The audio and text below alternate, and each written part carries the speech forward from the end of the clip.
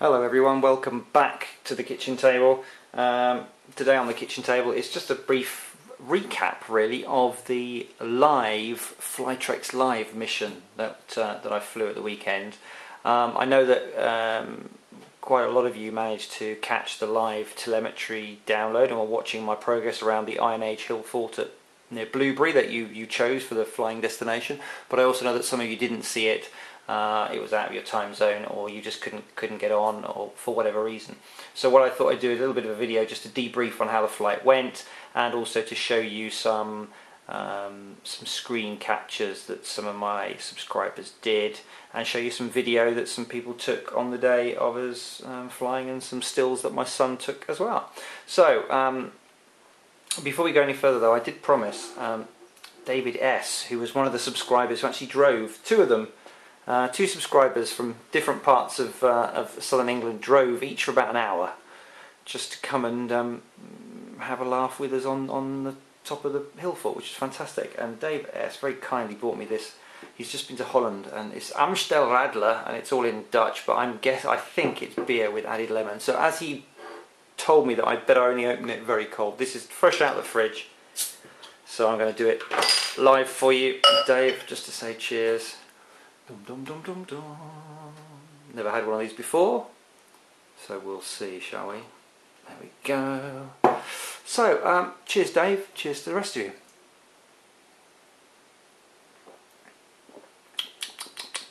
you. Very refreshing. It is like lemony beer. Quite like that. Thanks Dave. So a shout out also to Paul M.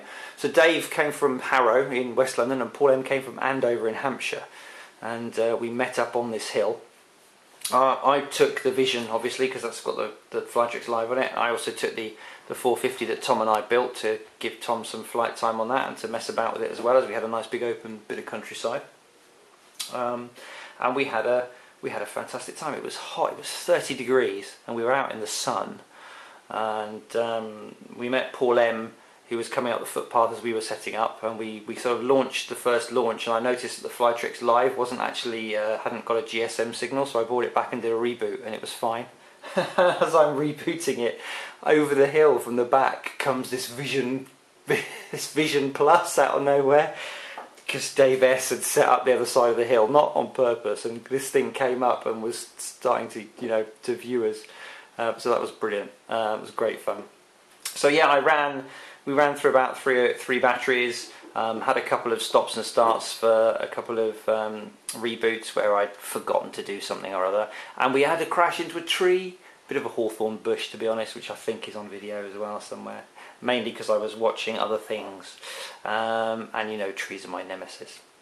So anyway, for those of you who've missed it, here is a shot from one of my subscribers called Nigel Harrison, who took some video of his own from his own desktop computer. This was as it happened, so you can see, if you missed it, this is exactly what you would see in a live flight. Now, one thing I will say, and Flytrex have been at pains to point out, is that there were over 100 people trying to get on this flight at the high point. We had over 100 unique viewers, and the servers were really struggling. So where you see that sometimes on the image you get a bit of a pause and then it suddenly zooms along and fills the gap, in a normal mission, if you were just watching your own flight on your tablet or smartphone, using it in the field as a sort of an IOSD, an on-screen display, then it would be much smoother, almost real time, and there's only a 1 to 2 second delay, which is pretty amazing really, considering it's taking the data, sending it over the cell connection to the servers, and then back over a cell connection to your smartphone. Pretty cool. So yeah, you can see exactly, here am I pootling around, and it was really good. And we had a bit of a laugh and flew some formation with the Vision Plus, and then, as I said, afterwards Tom had a bit of a go on the 450, and we got some good shots of that. And the two guys who came, Dave S has uploaded a video from his Vision Plus, which you can see running over in this corner. If you want to click it, there's a link through to the full video. He's edited that up because, you know, he does all this cool editing that I can't be bothered to do.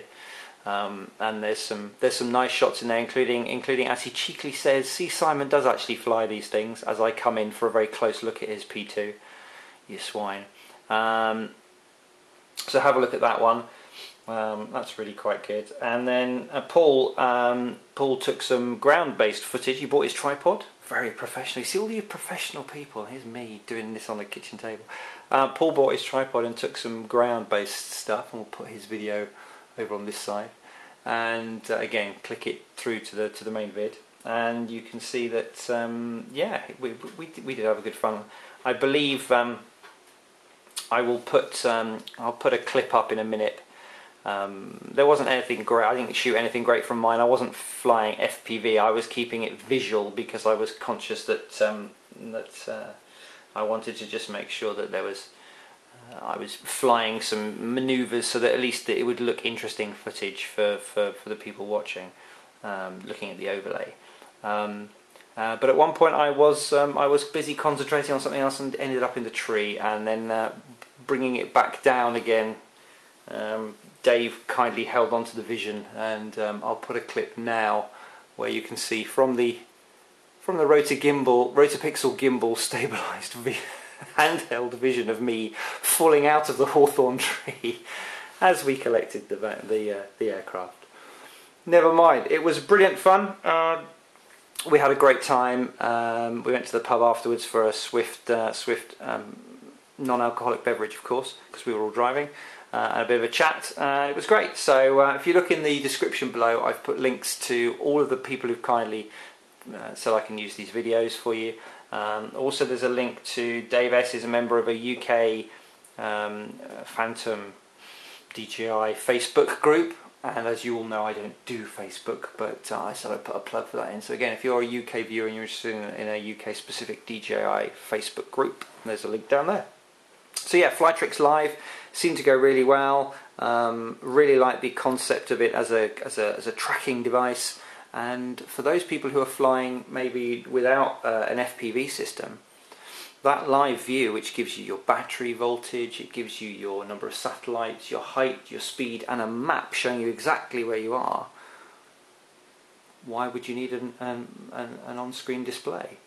If you just fly for fun without a camera attached, maybe like my 450, you've got no camera.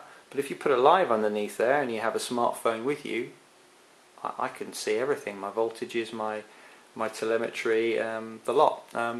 Really quite a few use cases for the live, but as I say, the main one is always on data logging and always on GPS positioning. So if you lose your aircraft in a bit of tricky terrain, you can go and get it.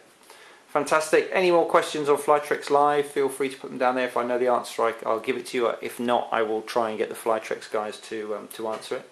Many thanks again to those who tuned in live, and if you didn't, I hope you've got some videos to watch down there that shows what people saw.